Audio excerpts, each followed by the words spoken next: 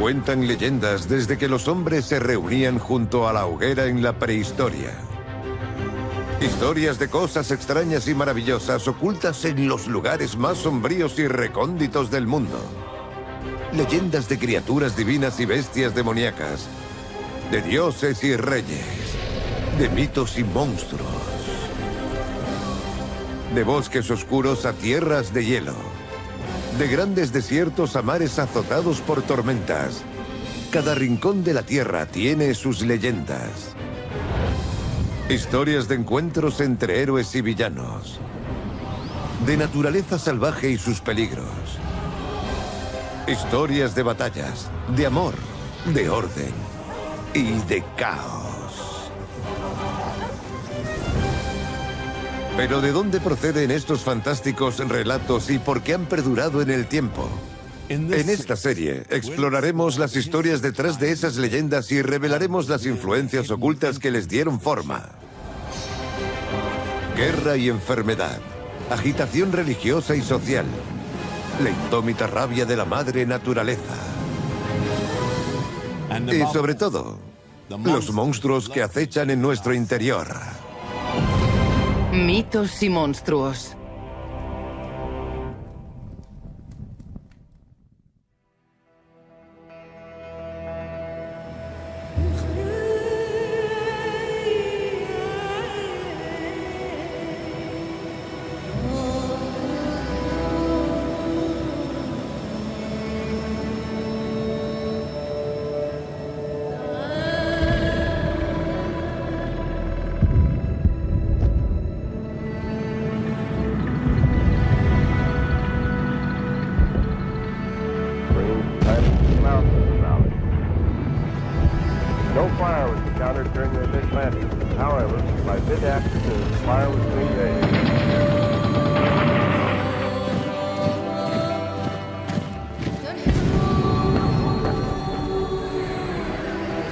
Nuestro mundo está en guerra.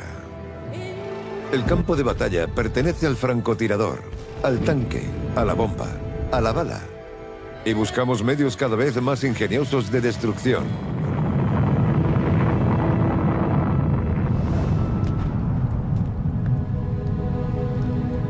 Pero ¿por qué luchamos?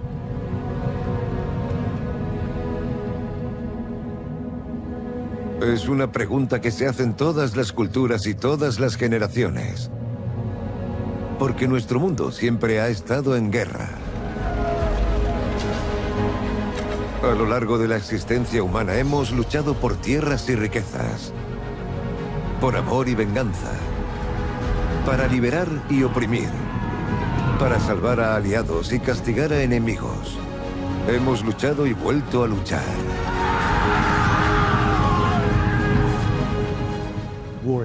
La guerra es un periodo intenso de lucha y también un intenso periodo de definición cultural. La guerra nos permite ver las prioridades éticas de la cultura a la que pertenecemos. ¿Qué hacemos con las personas que capturamos? ¿Qué hacemos si perdemos? ¿Contra quién vamos a la guerra? En las guerras entre diferentes sociedades se pueden deducir tanto sus valores como su posterior evolución. Es una forma de incorporar fuerzas impredecibles a un sistema de creencias que ayude a las personas a dar sentido a cosas que antes no podían prevenir ni predecir. En la representación de la guerra de una sociedad, vemos lo que piensa de sí misma, en qué consisten sus ideales y qué determina los valores de su cultura.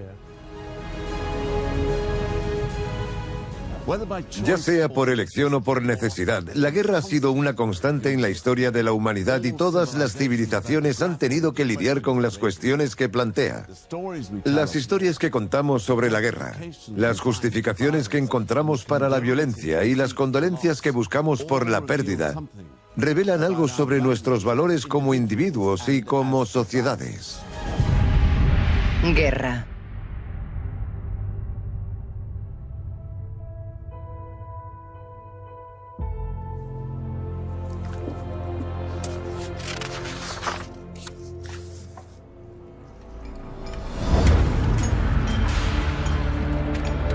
Los nemedios habían llegado en busca de un nuevo hogar.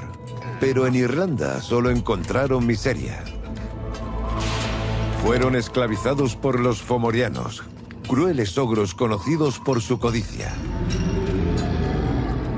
Los más temidos eran los dos más fuertes y feos, Mork y su hermano Conan.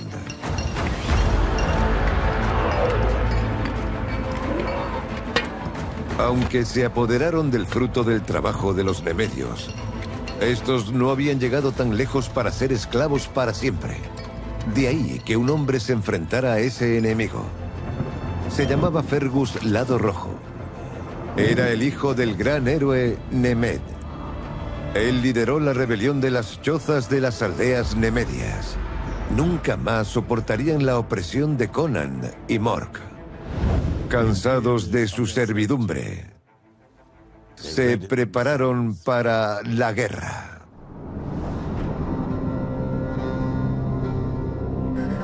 La historia de los nemedios y de su opresión a manos de los fomorianos se cuenta en el libro de las invasiones irlandesas.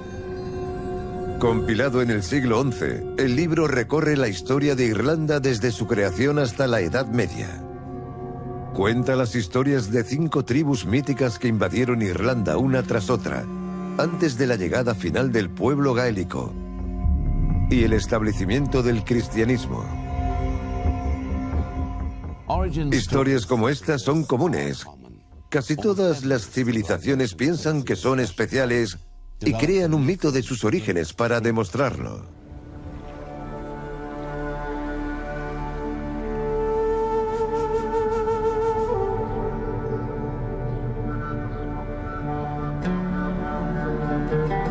Roma. El bullicioso corazón de la Italia moderna es actualmente una de las ciudades más grandes de Europa. Ha sido habitada de forma continuada desde hace más de 3000 años. Y en todas partes de la ciudad se aprecian vestigios de esa larga historia. Reliquias de una época en la que la ciudad gobernaba el mundo. En el siglo II, casi 100 millones de personas vivían bajo el dominio romano. Una quinta parte de la población mundial. El poder de Roma se extendía desde Gran Bretaña al norte hasta Egipto en el sur, desde España en el oeste hasta el Golfo Pérsico en el este. La imagen es famosa hasta la actualidad. Una loba que amamanta a 2 niños como si fueran suyos. Eran los hermanos gemelos Rómulo y Remo. Su abuelo, el rey, había sido destronado y los niños desterrados de su hogar. Sin embargo, gracias a la loba sobreviven el tiempo suficiente para ser encontrados por un pastor que los cría como si fueran suyos. Al crecer, los gemelos descubren sus orígenes y ayudan a su abuelo a recuperar su corona, para más tarde fundar su propia ciudad. Cada uno comenzó a construir en un lugar diferente, y pronto la disputa tomó un giro violento. Cuando Remo asaltó con desprecio las defensas de su hermano, Rómulo respondió con un golpe fatal y dijo: «Así perecerá cualquiera que ataque mis muros». La fundación de Roma se basa en un fratricidio. Hermano matando a hermano. Algo no muy positivo para empezar la historia. Normalmente es un solo héroe el que forma la base de la nación, pero en este caso son 2 héroes los que compiten entre sí. Es una fundación extraña. Se aleja de ser un ejemplo de las virtudes de la civilización que es fundada. De hecho, ni Rómulo ni Remo son demasiado ejemplares. Remo porque lo asesinan y Rómulo por ser el fratricida.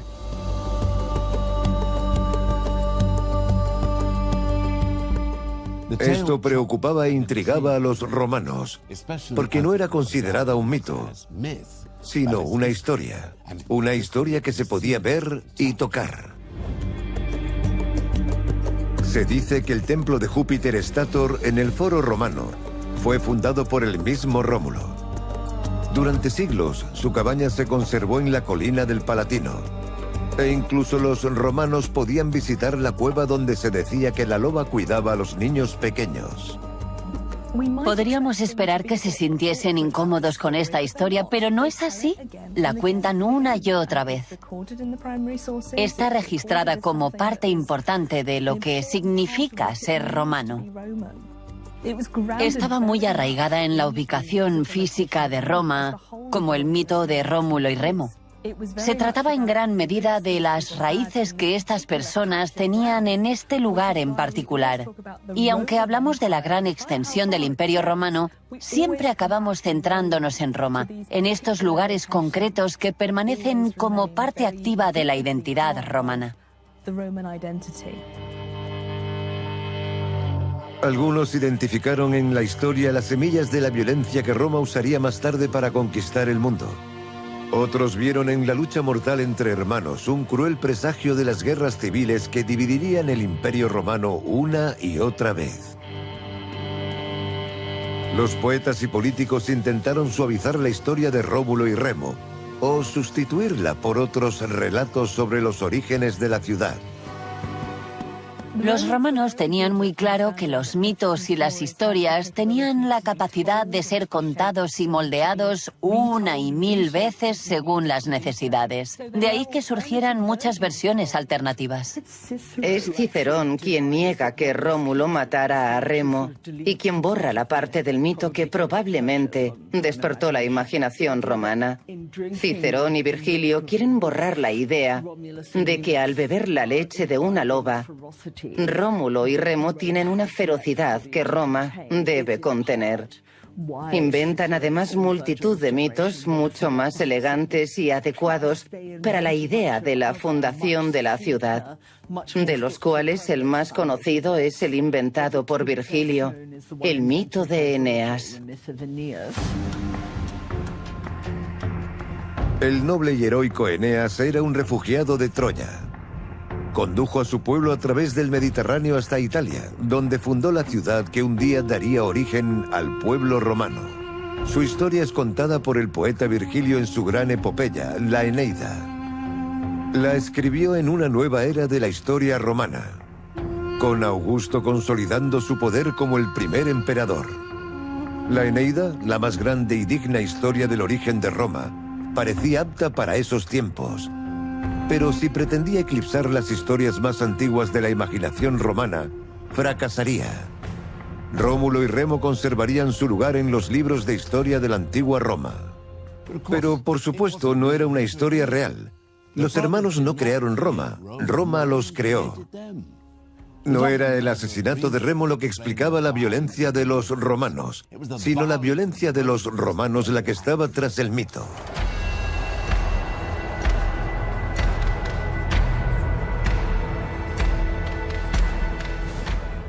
La vida militar está muy presente en la sociedad romana. El ejército romano es reclutado. No es una fuerza profesional voluntaria. Y eso significa que hay una proporción muy alta de personas que habrán estado en el ejército o que tienen parientes que han estado. De ahí que exista una cierta familiaridad con los asuntos militares en las actividades cotidianas. El hecho de que Remo sea asesinado por Rómulo es muy importante para la relación entre el individuo y la ciudad, porque incluso mi hermano es menos importante para mí que la defensa de Roma. Roma está por encima de todas las cosas. Y Remo está ahí para demostrar que Rómulo y todos los romanos deben estar dispuestos a sacrificar los lazos familiares por la ciudad. Tal vez por eso la sangrienta historia de los gemelos perduró, porque no hay mejor ejemplo del carácter de la ciudad. En un acto de derramamiento de sangre fraternal, el mito enseña a los romanos que el éxito de la ciudad depende no solo de la violencia, sino también del sacrificio. Roma fue grande, pero también lo fue el precio que pagó.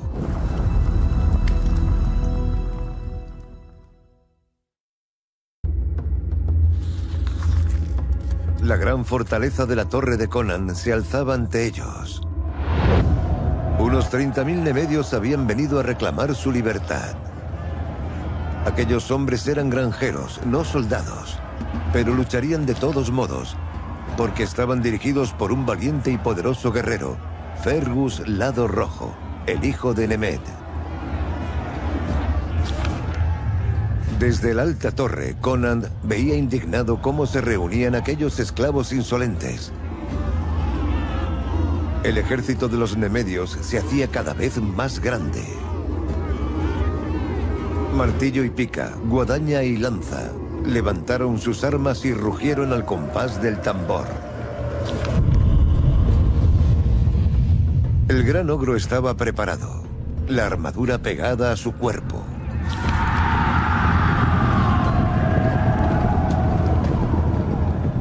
Los hombres levantaron sus espadas. El ruido de los tambores se intensificó. La batalla estaba a punto de comenzar.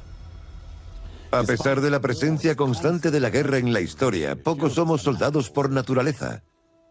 Matar a otras personas va en contra de los instintos de la mayoría, y el terror del campo de batalla paraliza a muchos más.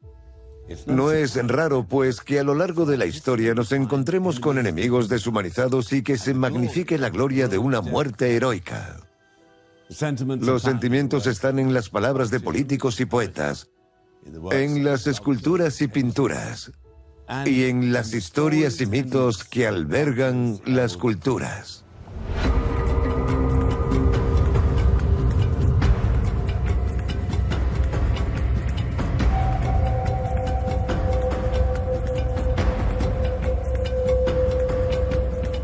El gélido norte no es lugar para los débiles de corazón. Sus inviernos son largos y oscuros. Es una tierra de acantilados escarpados y profundos fiordos, de hielo y roca. Vivir en este lugar es luchar contra los elementos. Y la naturaleza extrema puede producir hombres extremos. Los nórdicos vivieron en Escandinavia entre los siglos VIII y XI. Se trataba de una sociedad que ensalzaba la guerra y la batalla, y cuyos osados guerreros cruzaron los continentes en busca de gloria. Detrás de su éxito subyace su dominio de la navegación. En el año 793, los nórdicos hicieron una incursión en Lindisfarne, una isla sagrada frente a la costa noreste de Inglaterra. El monasterio fue saqueado y sus habitantes masacrados. La era de los vikingos había comenzado.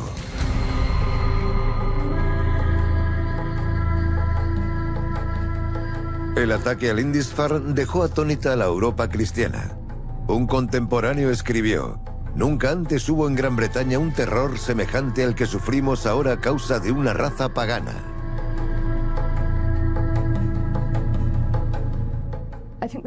Hubo dos factores muy importantes que hicieron parecer aterradores a los nórdicos. Llegaban en barcos, atacaban, conquistaban el lugar rápidamente para seguir su camino, y no había forma de saber cuál sería su próximo destino. También estaba el choque cultural. No se puede decir que los vikingos y los nórdicos atacaran por diferencias religiosas. Pero desde el punto de vista de los anglosajones, esas diferencias religiosas eran clave.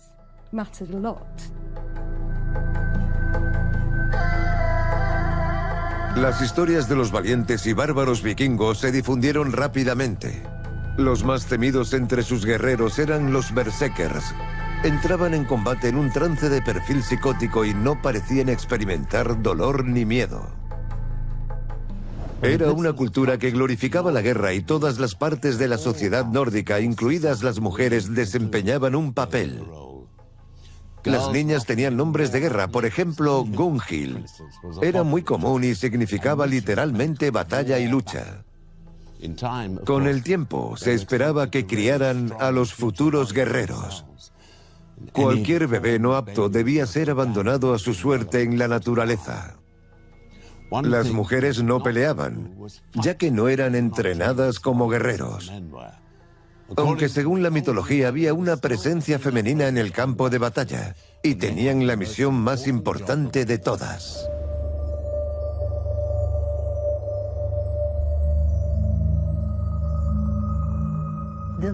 Las valquirias son doncellas guerreras inmortales cuyo trabajo es decidir qué guerreros caen en el campo de batalla. Se les encomendó la tarea de llevar las almas de los guerreros muertos al Valhalla, la vida después de la muerte, presidido por el dios Odín.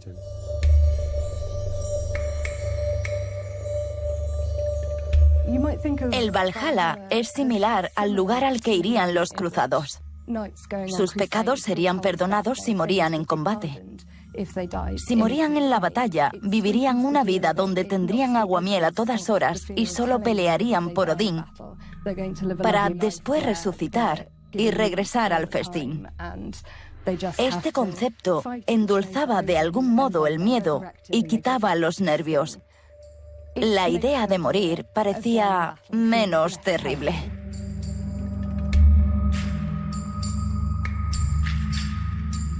La promesa del Valhalla ofrecía consuelo a los temerosos antes de la batalla y a los afligidos después. La muerte en el campo de batalla era como un espejo del nacimiento, y así como las mujeres eran las que traían a los hombres al mundo, también eran quienes los transportaban al siguiente. El género de las valquirias está a menudo ligado al papel que desempeñaban en los mitos. En el Valhalla, llevar la copa de aguamiel a los guerreros es también el papel de la mujer noble en la sociedad. Es lo que la anfitriona haría en una gran fiesta o en una reunión con un rey o con un señor. La representación del destino es casi siempre femenina en todas las mitologías europeas. Hay un momento increíblemente espeluznante en la obra literaria La saga de Nial, donde las valquirias tejen con los intestinos de los hombres y usan sus cráneos como pesos. En lugar de los instrumentos del oficio, disponían de una lanzadera que era una punta de lanza y golpeaban la lana con una espada en lugar de usar herramientas típicas de madera. Tejer era una virtud para las dueñas de las casas, pero esas mujeres tejían con tripas y cráneos. Por un lado, es muy femenino, y por otro, es una versión espeluznante. Encontramos historias de guerra y valquirias en toda la mitología nórdica. Dioses luchando constantemente entre ellos y contra los gigantes y monstruosos y Jotunn. Pero, ¿eran los nórdicos tan beligerantes como pensamos? ¿Es cierta esa reputación de saqueadores violentos que perdura en la actualidad? ¿Eran todos vikingos?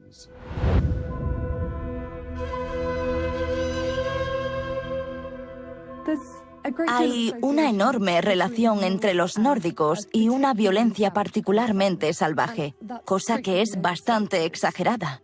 En el contexto de la época en que vivían, no creo que la violencia cometida por los nórdicos fuera intrínsecamente peor que la cometida por otras sociedades medievales. No creo que fueran peores los efectos de un asesinato, incendio o robo por parte de los nórdicos que un incendio, robo o asesinato perpetrado en los reinos anglosajones o en las casas reales continentales.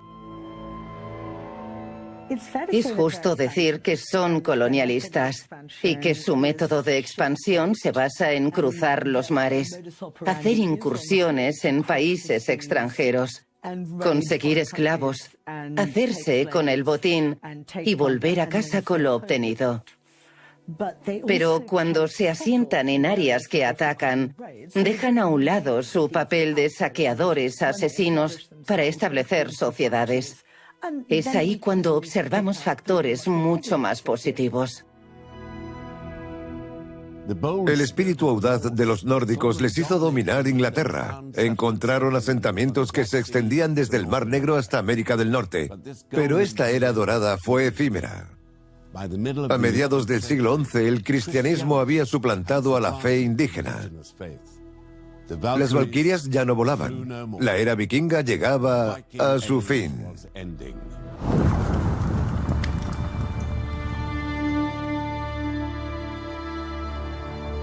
Los dos ejércitos cargaron el uno contra el otro, acuchillando, cortando y apuñalando. Los enemigos se encontraban frente a frente. Los fomorianos fueron conducidos a la batalla por el mismísimo Conan. Solo había un hombre que se atrevía a enfrentarse a él. Conan se erguía frente a él, pero Fergus Lado Rojo era un guerrero valiente y hábil. De un lado a otro, los dos campeones luchaban, metal contra metal. Ambos esperando un fallo del otro para asestar un golpe mortal. Conan ataca. Parece más ansioso y fuerte, pero es una treta. Fergus Lado Rojo esquiva la espada del poderoso ogro y se lanza hacia adelante, clavándole la espada. El gran ogro ruge de dolor, antes de caer al suelo con un gran estrépito. Conan ha caído. No hay batalla sin pérdidas, y ni siquiera la victoria puede borrar todo el dolor, la pena y la ira. Las cicatrices del combate pueden ser profundas en la mente y el cuerpo, y las grandes historias de guerras dan fe.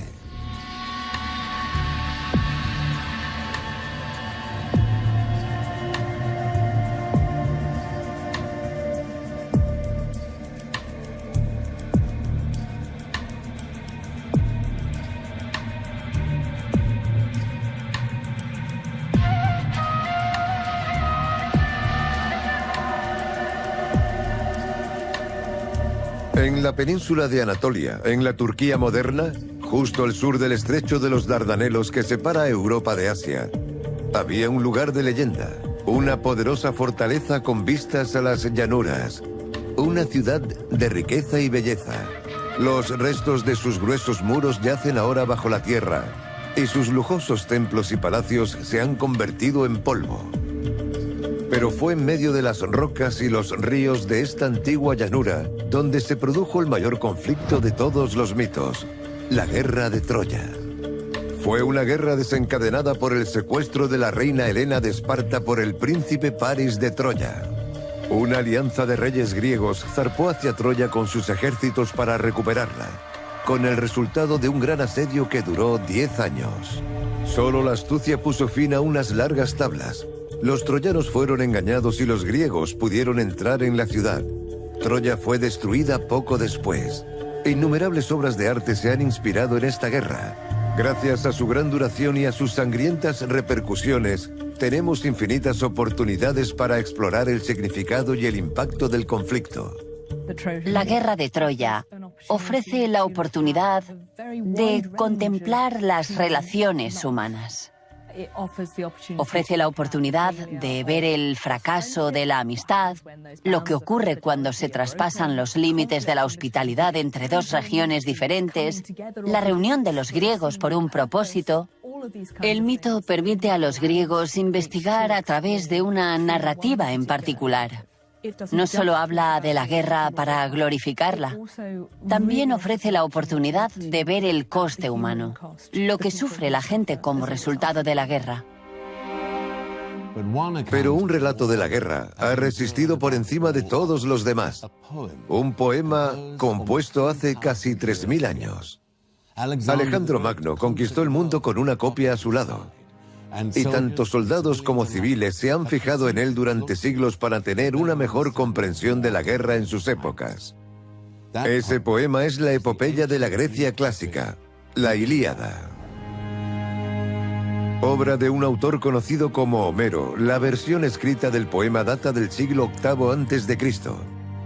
Sin embargo, sus orígenes son aún más antiguos, ya que se remontan a cientos de años atrás. La Ilíada no se centra en el final de la guerra de Troya ni en sus comienzos, sino que cuenta un corto episodio durante el último año del conflicto. Homero no culpa ni a troyanos ni a griegos. El poeta otorga la misma dignidad al soldado lejos de casa que al civil atrapado en la suya, y enfatiza lo que los enemigos tienen en común: el amor a la familia, el dolor de la pérdida y lo inevitable de la muerte. Un bonito ejemplo de un momento de conexión emocional con la familia lo tiene el héroe troyano Héctor en la Ilíada, cuando se pone el casco y se despide de su mujer Andrómaca. Ella está con su hijo, que es solo un niño pequeño. El niño mira a Héctor y se echa a llorar. No reconoce a su padre porque lleva ese gran casco. Héctor se ríe, coge al niño y se lo entrega a su esposa. Es un momento cariñoso y tierno. Este pequeño y delicioso detalle doméstico lo humaniza y deja claro que está luchando de la manera más literal posible, no solo por su ciudad como entidad política, sino por su familia, retratada con extraordinaria vulnerabilidad. Podríamos leer la epopeya como la irracionalidad y la mezquindad de la guerra. Y por lo tanto, la necesidad humana de superarla, de seguir siendo humano en medio de esa lucha.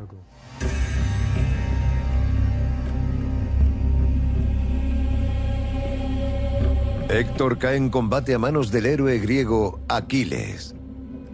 Su destino era morir y que su ciudad cayese finalmente. Sin embargo, siguió adelante, luchando hasta el final. Su historia todavía nos habla, porque aunque sabemos que la muerte nos llegará a todos, debemos seguir adelante. Se trata de aspectos fundamentales de la vida.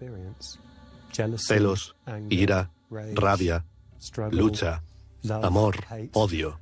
Todas son partes indispensables de la experiencia humana.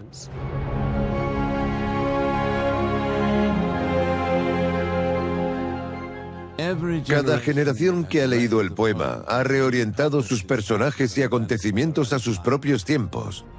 Sin embargo, tras la caída de Roma, el texto de Homero se perdió en Europa occidental durante siglos. Pero tras su redescubrimiento durante el Renacimiento, la Ilíada se convirtió en piedra angular de la literatura occidental. Sigue dando forma a nuestros pensamientos sobre la guerra hasta la actualidad. Porque aunque en muchos aspectos el combate haya cambiado enormemente, la Ilíada capta algo inmutable sobre la guerra. El poema lo glorifica y lo condena del mismo modo.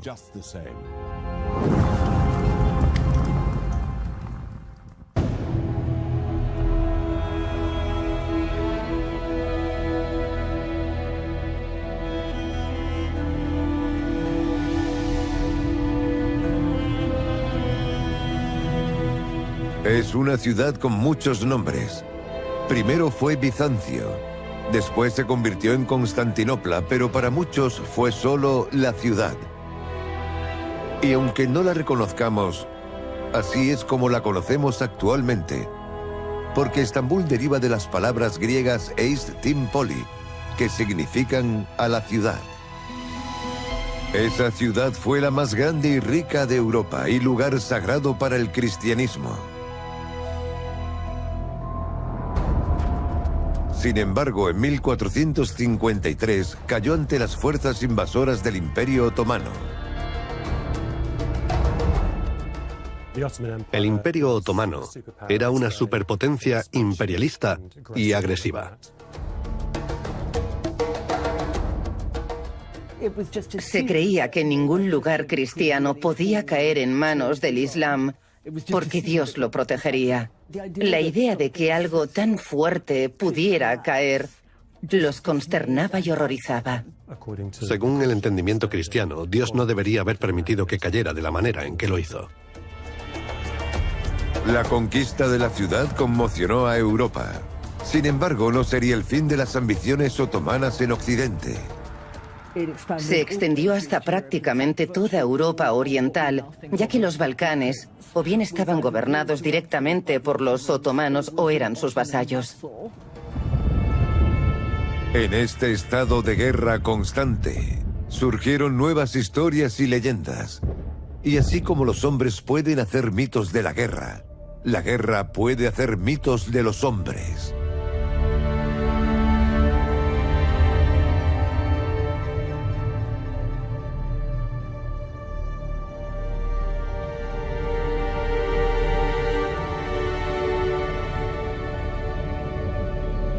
Valaquia era un pequeño principado rumano de la Europa oriental. Al norte, los Alpes de Transilvania. Al sur, el poderoso Danubio. Esta era la tierra que el príncipe Vlad, Drácula, llamaba hogar.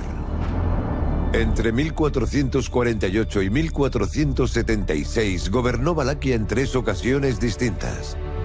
Todos los reinados fueron breves, pero su fama se volvió inmortal. Fue la inspiración del legendario vampiro Drácula de Bram Stoker. Pero Vlad era conocido mucho antes de la publicación de la novela de Stoker en 1897. En su tiempo fue vilipendiado como un sádico cuyo gusto por el más cruel de los castigos le llevó a ser conocido como Vlad el Empalador. Un Meistersinger o poeta alemán hizo un poema que fue recitado delante del emperador del Sacro Imperio Romano Federico III. En él se relataban los crímenes de Vlad con detalle y uno de ellos era el empalamiento de sus víctimas con estacas.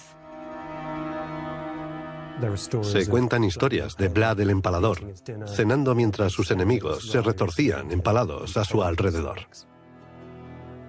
Estas historias se ampliarían tiempo después con relatos de madres e hijos empalados juntos. Los niños trataban de agarrar a las madres y las madres trataban de proteger a los niños, pero ambos morían. Algo realmente horrible. ¿Fue justa la reputación de Vlad? ¿Cuál es la verdad de la leyenda? ¿Y por qué se difundió y perduró la historia? Vlad vivió en una época de agitación. Sus tierras estaban atrapadas entre las potencias cristianas del oeste y el poderío del Imperio Otomano del este. En 1417, Valaquia se había convertido en un estado vasallo de los otomanos. El padre de Vlad era el gobernante del Principado, pero fue asesinado en 1447. Durante décadas, el control de la región se disputó una y otra vez. Como hombre adulto, Vlad luchó para recuperar lo que consideraba su derecho por nacimiento. A veces se aliaba con los otomanos y otras iba en su contra. Pero sus reinados en Valaquia fueron cortos e inestables. Fue un hombre con muchos enemigos. En 1462, después de volver a perder su corona, Vlad viaja a Transilvania para buscar la ayuda del rey húngaro Matías Corvino. Pero en lugar de eso, el rey hace encarcelar a Vlad.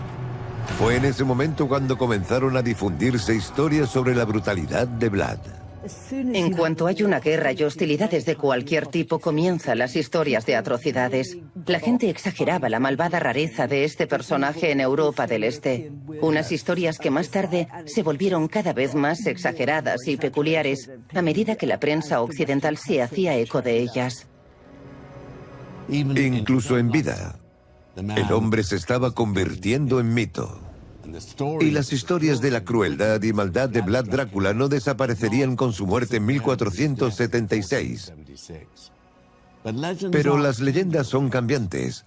Una vez que un hombre se convierte en mito, puede ser reinventado y reorientado una y otra vez.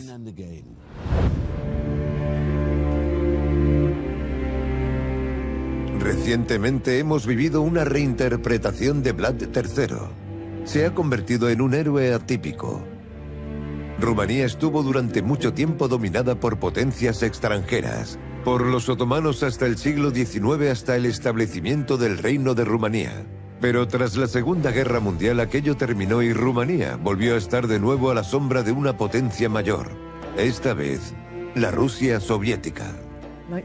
Como muchos países poscomunistas, se desea volver a la época anterior al comunismo y encontrar héroes de aquellos tiempos. Y Vlad es un candidato perfecto. Fue visto como un gobernante duro pero justo, que fortaleció el gobierno central y luchó por la nación en un momento de conflicto y malestar.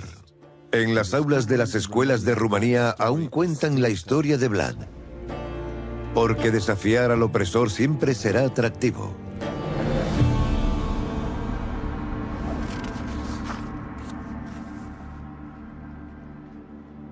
La batalla había terminado. Los nemedios celebraban el triunfo de Fergus, lado rojo, pero pocos miembros de su ejército habían escapado ilesos de la batalla contra los fomorianos. Mientras atendían a los heridos, un temible sonido resonó por toda la isla. Provenía del mar. Una flota de barcos atravesaba las olas hacia ellos. Otro ejército fomoriano. Mork, hermano del derrotado Conan, había vuelto a vengarse. Con un grito, Lado Rojo reunió a sus cansados hombres, apresurándose hacia la playa para pelear una vez más. En la batalla posterior, ninguno huyó del otro. Lado Rojo y Mork, nemedios y fomorianos por igual, cayeron en una matanza brutal. La playa se tiñó de rojo. De los 30.000 nemedios que lucharon para ganar su libertad, solo 30 sobrevivieron. Heridos y cansados, se apoderaron de una nave fomoriana. Se alejaron de Irlanda y de la crueldad de los fomorianos. La derrota de los nemedios en el libro de las invasiones prepara el terreno para la llegada del pueblo irlandés. El libro hace de la guerra una parte de sus orígenes, de su identidad como pueblo, como lo fue para tantos otros. Desde la época de los romanos hasta la de los nórdicos, desde la Edad de Oro de la Grecia clásica hasta nuestros días, el carácter de los individuos y de las naciones ha sido moldeado por los mitos de la guerra. Pueden decirnos de dónde venimos y a dónde vamos después de la muerte. Nos dicen lo que nos hace diferentes de los demás y lo que tenemos en común. Nos dicen lo que apreciamos, lo que deploramos, a lo que aspiramos y a lo que tememos. Nos dicen quiénes somos. Las armas de la guerra han cambiado a lo largo de los siglos. Pero aunque las batallas de hoy puedan parecer distintas, las batallas en nuestro interior siguen siendo las mismas.